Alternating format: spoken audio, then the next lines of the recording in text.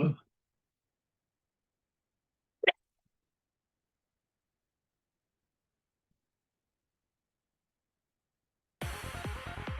the Jawshow, Season 3. A counter satire podcast designed to save the world or possibly end it. Brought to you in part by Blue Steel Productions. You can find us on YouTube, Facebook, and Instagram. Check out my page for more info. Don't forget to like and subscribe. Join me every Friday at 3 p.m. here, live on the Jawshow. You can find us everywhere. Join my evil empire today.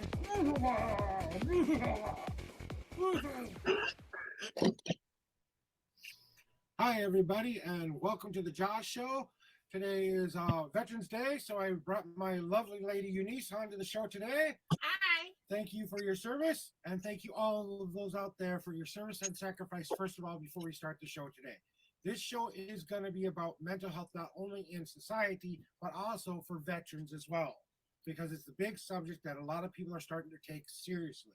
And it's something that we both are very passionate about because we both have mental issues.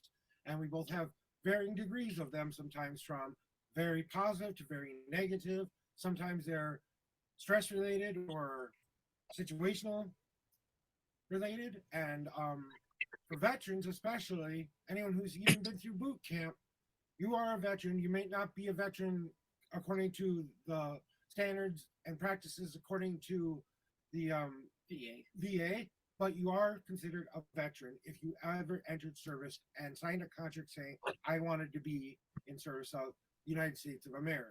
That's what qualifies you for being at least an honorary veteran, at least. And I believe that's what you are.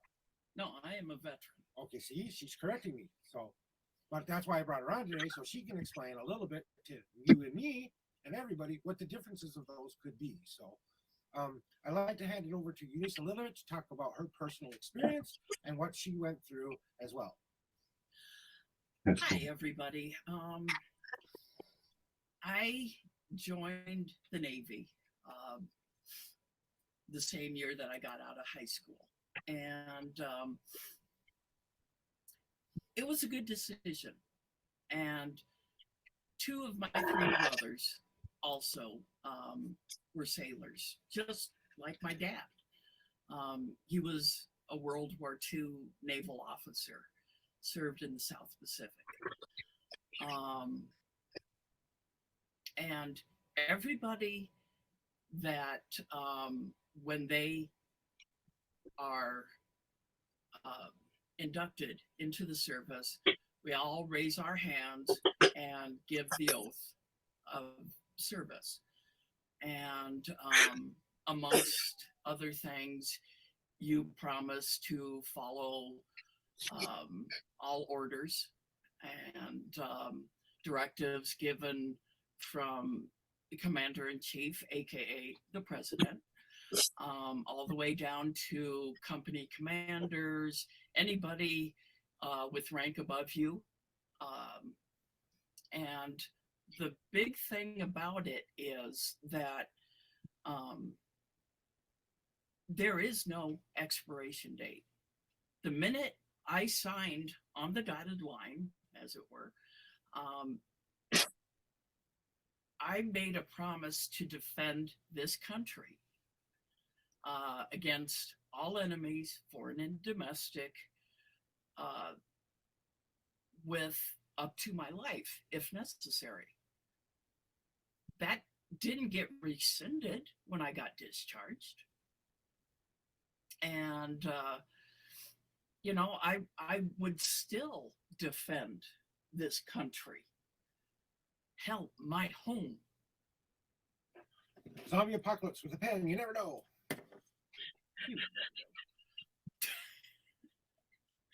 And I'm sure anybody that has an honorable discharge or even a general discharge, they would echo my sentiments exactly. Depending on the situation and what it was about, some dishonored veterans, even though they have been dishonorably discharged, they still hold a special place in their heart for their country, even though what they did was technically or actually against what protocols that she promised to do.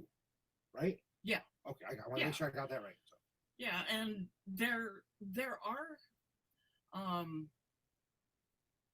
instances where somebody who was dishonorably discharged, they can never have an honor guard at their funeral because they did not serve honorably, hence the dishonorable discharge. Okay.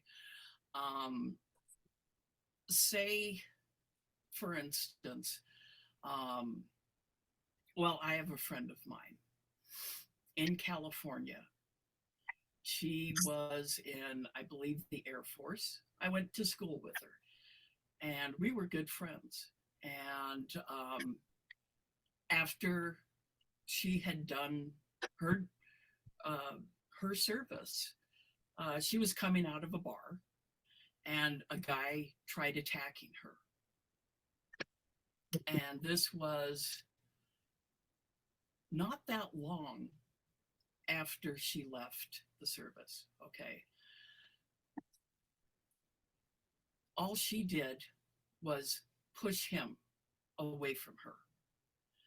He lost his footing because he was drunk, struck his head on a curb, and he was killed. She is now serving life. But because she was honorably discharged, that fact, I shouldn't say guaranteed her, that fact meant that she was due an honor guard at her funeral. But now that she had been charged with a felony and convicted, that can never happen. Now, in prison, she is on an honor guard. So other veterans like her that normally would not be afforded the same consideration. She and other inmates that are all veterans, they have a military funeral for these ladies. Now, a bunch of us that went to school with her, she came up for parole a few years back, and we wrote letters. We wrote letters for some of my classmates that are in California. They said they wanted to be at her parole hearing.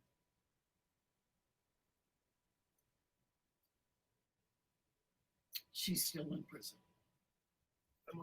And I was told that essentially they wanted to make an example out of her for defending herself from an attack. Now you're comfortable sharing this lady's name? No. Okay. No. Okay, because she's already, and maybe this could help her get something taken care of. But because she was in the military, she had a higher standard of what was expected because she was trained, and because she had that wherefore to do that even though she didn't mean to, because she had the ability to do that and kill someone because she's been through the proper training. Yes. That put her in a higher status. That's why she was held to a higher standard, I think. And you can correct me if I'm wrong on that. Did that have anything to do with her conviction? No. Okay, well, from what I understand, no, it didn't. But Um, I could be mistaken on that. Okay. So I was just told they decided to make an example out of her as a young woman who was just leaving a bar. And somebody got a wild hair up their backside and said, oh, well, military veterans, they are more dangerous. And yeah, I guess, but you know, any more dangerous than, say, cops? They receive the same type of training. Um, there's a lot of different professions that you have the potential of doing serious harm to somebody. Now, since we're talking about mental health, how does this relate to the mental health crisis Um, in the military? well, there are a lot coming back from the Middle East. Let's just say battle, any kind of service that might have. Yeah, any combat that a person has seen. And from what I have been able to understand, you know, the current war is more brutal. I don't know how.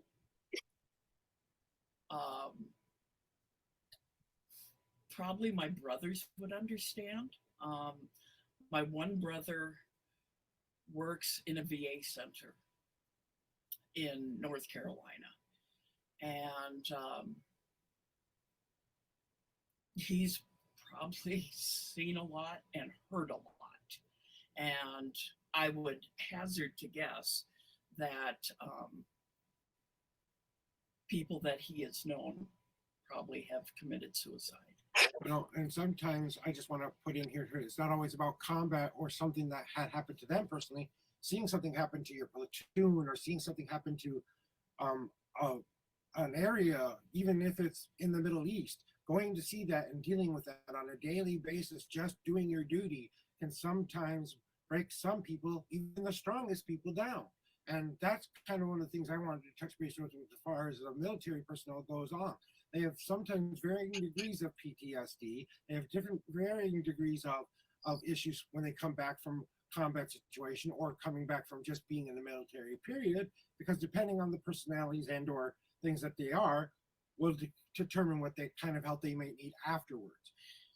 And you know, that's another thing. As much testing as the military puts you through, and especially in boot camp, they cannot foresee how a military member is going to react in a combat situation. They just don't know. Something might trigger something that the soldier or the sailor or what have you may have experienced in childhood, and they see something, you know, overseas, and boom, it's right back. Right. And they would have no way of foreseeing that. Let's just take, for example, and I'm just using this as an example. Let's say they were abused very young as a child, but it was handled pretty quickly. The child doesn't really remember it or whatever, up to a certain age and stuff. Parents know about it. He's dealt with some issues with it in the past. He's come to terms with it because he saw some of it growing up and stuff like that. Yeah. But because he felt that to better himself and to make himself a little bit of a better person, he went into the military, got all the right training, did all the right things, passed all the right tests, yeah, served his country honorably. But somewhere in there, he got faced with the situation where a child or something else that would have been him in that same situation, and maybe in that morning with his training, with everything that has going on, he could have snapped and performed even an action that was approved by the commander or whoever was in charge, or not, depending on the situation. But it's that kind of a thing that no one can 100% prepare for, because until, and hopefully this never happens, but until you can peer inside the mind of somebody and go, oh, this is what they're thinking every day. Well, seconds generate a second at a minute. Sometimes we make decisions that we're not always thinking very clearly of, and that might help with some criminal case somewhere down the road. But in the moment when it's actually happening and actually doing it, yeah, very little or would not be able to do that. So Right. what I'm trying to get to is where I kind of want to bring us back to the mental health crisis and kind of tie it into that. There are a lot of different people who have been in service who did nothing wrong during their whole entire service, but because what they did after service was against the law, a felony, that disqualifies them for certain things and may have had something to do, or may have had something to do with her friend's case. And it was in a time period that was a lot earlier than we are now. So the rules and stuff like that. Yeah, I mean, she graduated high school in the early 80s. So, a lot has happened. And personally, I would love to see the Innocence Project step in on her behalf. Well, like I said, I don't know if that'll ever happen, but it's going to take someone who's willing to share the story and name names and tell details and be able to be a honey badger on it, to be a warrior for that, Well, I don't mind saying my friend's first name. You can say that. Okay, her name is Andy, short for Andrea, and one of the fiercest friends you could ever ask for. Kind of person you'd want in a military situation. Oh my God, yes. Right. Oh my God, yes. But just like we're touching base on some things that are kind of like a little bit more of past history, that's what she dealt with somebody who was in service. And what she dealt with in service was basically just getting through the boot camp part and being medically discharged because of things that were wrong with her at the time, right? Or total misdiagnoses. But okay. Still.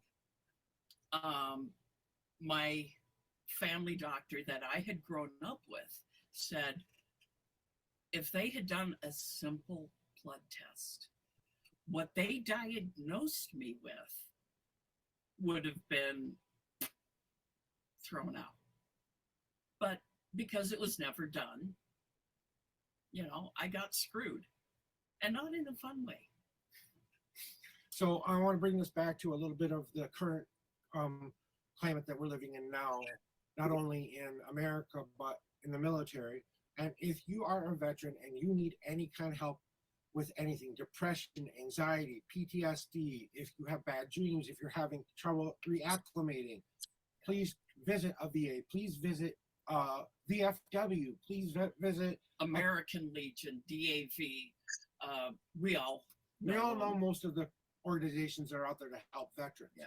Sometimes our government doesn't do such a good job, but they are really trying to do their best right now. I wish they were doing way better in this respect, especially when it came to mental health after the fact, and even a little bit before that fact, of mentally preparing people for better suiting them to the situations they're going to be in as best as they can. Because like we said, we can't plan for everything. Someone drops, nuclear bombs. We don't know what that's going to be like. If we all have to face that all at once, no one wants to have to do that. So quit it, Ukraine. Anyway, that's fine.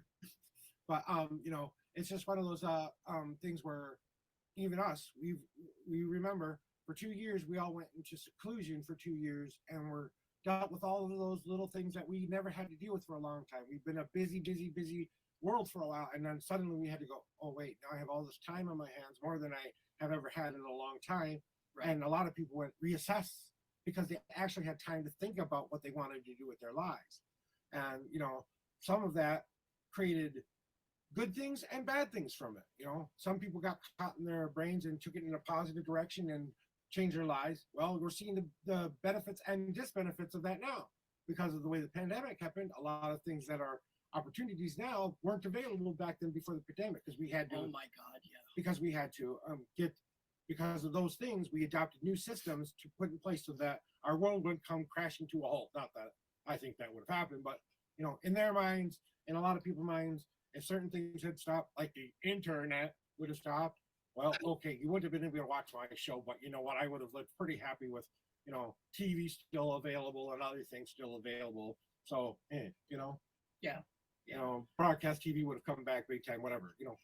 So depending, but for me personally, for my mental health, I have varying degrees of anxieties, and they can send me. I can be this kind of cool guy that you see on the show all the damn time, the funny jokes and all that stuff. But sometimes I can get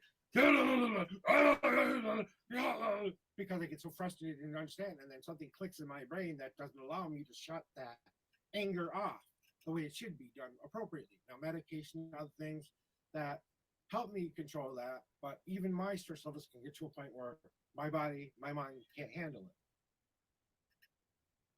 Yes. He's complaining because we aren't feeding him the food he wants at this particular moment. So, hi, Lucy. Say hi to everybody. You heard me. Come here, you little furball. Gonna come say hi to all the people for Veterans Day? Yes. All right. Lucifer made an appearance on the show. It's all the whole family is on the Jawshow today. Yes, indeed. So, and when we talk about the mental health crisis, especially when it comes to people who have been in service and have done some kind of, that's including doctors, nurses, that's including people who put their lives on the line every single day. Yeah. If you're a first responder, and I know we're talking about military today, but I don't care. If you put your life on the line for somebody else and you do something that could heal them, hurt them, do whatever, if you have one of those kind of jobs, some varying degrees of PTSD or anxiety or whatever may come from that job, and like I said, depends on the person, can come out. And we are not handling this situation at all very well in America. Not at all. Shot. Because there are more programs out there for, I'm sorry, and if you're a gun person, but there are more programs out there for you to get a gun than there are mental health places to help you get help. Yeah. There are more places out there to supply you the things to cause harm than there are to help people, not cause harm. That's right. And sometimes all it takes is for someone to sit down and talk to someone about something that they don't understand. They have this thing. Some things are chemical, some things are emotional, some things are situational. Yeah. And, my dad, like I said, he was an officer in World War II. Back in those days, they called PTSD. Shell shock or something? Yeah, shell shock and battle fatigue. It's had various names. Same different thing. Yeah, different various names depending on the. And yet, I don't think my dad ever got help. And for all the things that he saw on his ship alone, his ship was targeted by kamikazes.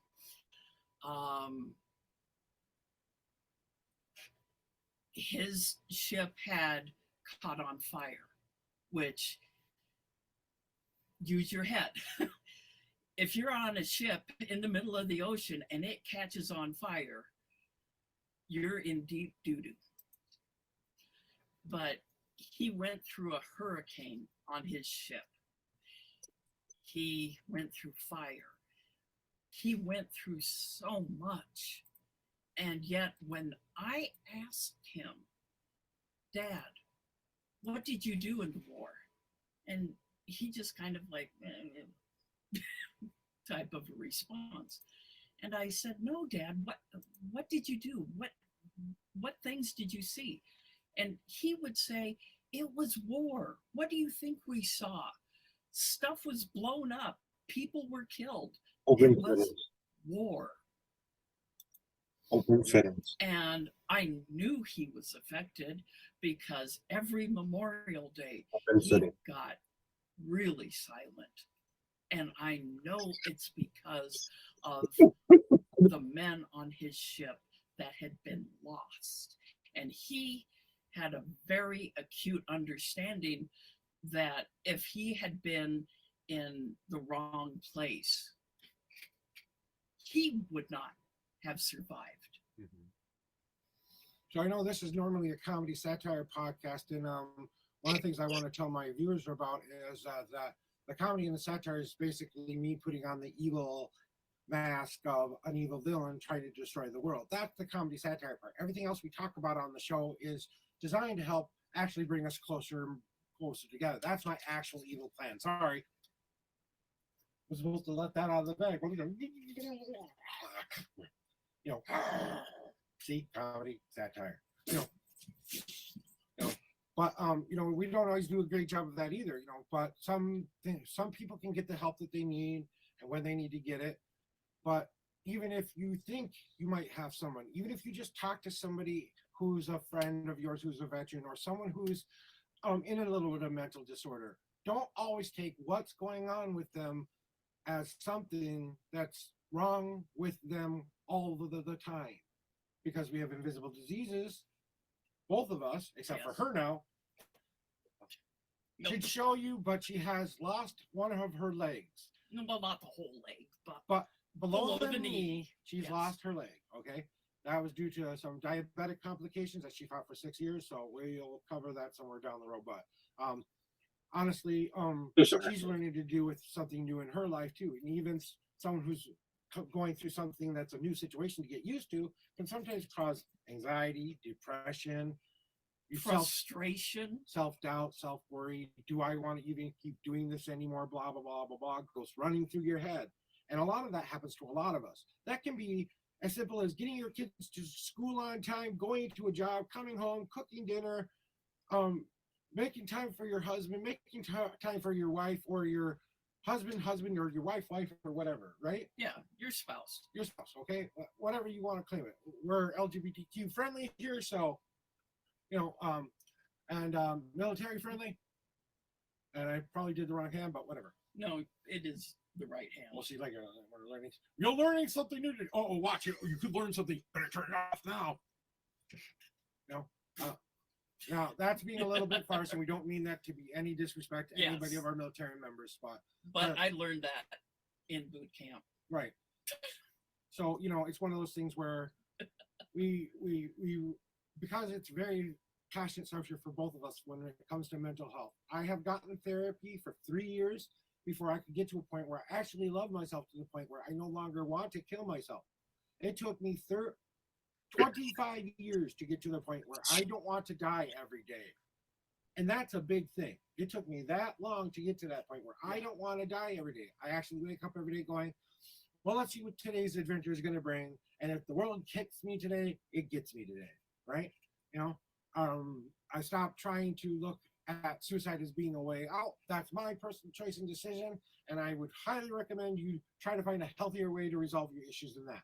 I always say to you, think of the people you will leave behind rather than yourself, because it's not for yourself at the moment. You're living both for yourself and for them, maybe initially, but you're really saying, I love you by not doing that for the first time, and getting help is you not adding a Band-Aid. It's you tourniqueting it and getting to a hospital in time to save your life. Right. Okay. It's whatever. And the reason I wanted to talk about suicide, especially when it comes to military and mental disorders in this country, is because those are the things that really worry us in this country when we have all of this change going on right now, more than we've dealt with in a long time. It's a societal change, it's a societal shift. Yes, your political party can do this. Yes, your political party can do that. Yes, we've had some things happen where some people disagree with other people about certain idealizations. Our government hasn't even finished deciding what it's going to do with itself yet because they're still counting votes and all of that stuff. And if you voted, thank you for voting. Yes. We couldn't vote this year because we couldn't get out to a car, and I didn't put my absentee ballot in the mail in time. So that's my bad, and I'm going to take responsibility as a voter for that. Yeah, you could have head slapped me for that. I honestly deserve the head slap. Anyway, and if you choose not to vote, that's your right too. But then, like someone once said to me, if you don't vote for the rules that you are approving of, you can't complain about the rules you don't approve of. Or as George Carlin puts it, he said, I never vote. Therefore, I have a right to complain because it's all you idiots out there that voted in the boneheads that keep on getting elected. And you see nothing wrong with that. Right. Just another way of looking at it. So we're just using that as an example and not trying to parody that in any way, because Facebook has gotten a little bit weird about saying stuff about other shows and places and stuff. So we don't mean any offense to anybody. We're not taking the rights or privileges of anybody here. We're just talking about life in general. And George Carlin, we miss you. God, we wish you were here. We'd be having a lot of laughs right now if you were still available. But there are a lot of other comics out there who do a lot of wonderful jobs. Fluffy! If you can't tell, we're big Fluffy fans. We went a couple of years ago, well, quite a ways ago, but it would 3, I think. Well, you know, 2 or 3, something like that. Got to get the motor running, you know.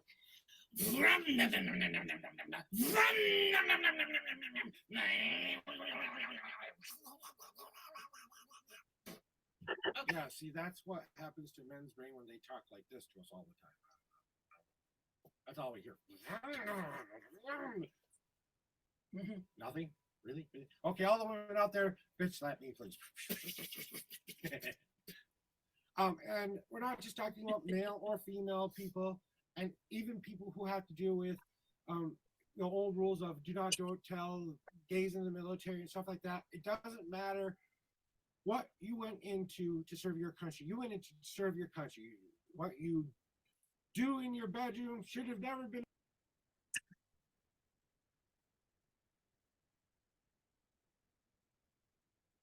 an issue. What your religion is should never be an issue. You're there to serve and protect the country. Yeah. To defend the laws and the Constitution that we all say we want it still to be here.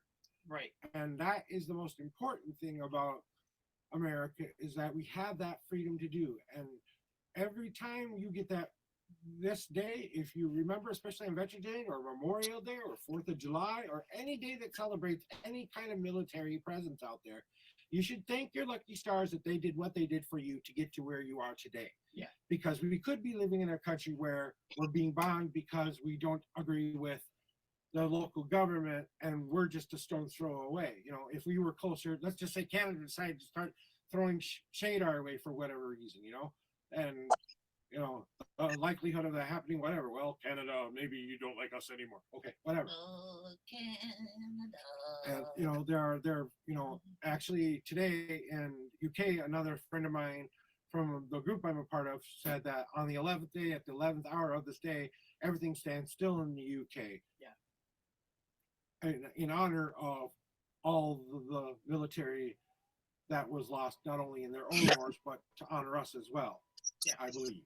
Yeah, and most of that, and it should go without saying, is because the US and the UK are such close allies, and the vast majority of Americans that have been here for generations, most of them came from the UK. So, it's not surprising. It's not surprising that they want to respect and honor us. Yeah. So I just want to give us one last kind of final thoughts here for everyone before we end the episode. It's a little bit longer today, but I promise I wouldn't keep it more than a couple more minutes after my time, because I went a couple hours a couple weeks ago. Thank you if you watched my hour-long episodes. Like I said, I'm trying to get a little bit more personal with my episodes. So please, if you like the show, if you have would like to come on the show and give your opinion, if you're a unique person with a unique group or business, we do promote small business on the Jawshow.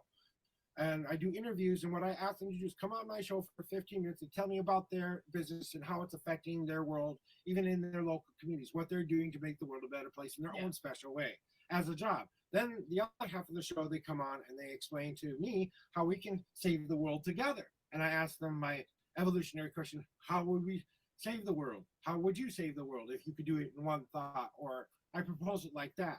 So, that's the goal of the Jawshow, is to get us to all understand and view this world in a unique and different way. They say if you can view the world through someone else's eyes and look back at yourself and you can see yourself, the person you want to be, then you're doing a pretty good job. But if you look back through someone's eyes and you don't see the person you like, maybe you should think about changing a little bit, Yeah. And, this last bit for me, I just want to say, please, if you think you need any kind of help out there, whether you be veteran, normal person, any kind in between, just seek some help as much as you can. Even if that's the best friend at 2 o'clock in the morning, they'd rather get that phone call than the one in the morning saying you died because you killed yourself because you wouldn't pick up the phone and say, please help me. Yeah. Okay? I'm going to turn it over to Denise for her final thought. My final thought basically is echoing what J.A.W said. There are places, drop-in centers, drop-in mental health centers. You know, if you don't live anywhere near a VA and you are a veteran, seek out other free clinics that will get you the help you need. Just don't give in to the voices that say this world would be better off without me, because it won't. Period. So we would like to thank you for coming to this very special Veterans Day episode and talking about the mental health crisis in this country. We both like to say thank you one last time to our men and women of service of all brand, and to anyone out there who is having trouble right now. Know that there are people out there who are willing to help you. So thank you for coming to the Jawshow. This has been J.A.W and Eunice. And we'll see you next time. Bye. Bye-bye.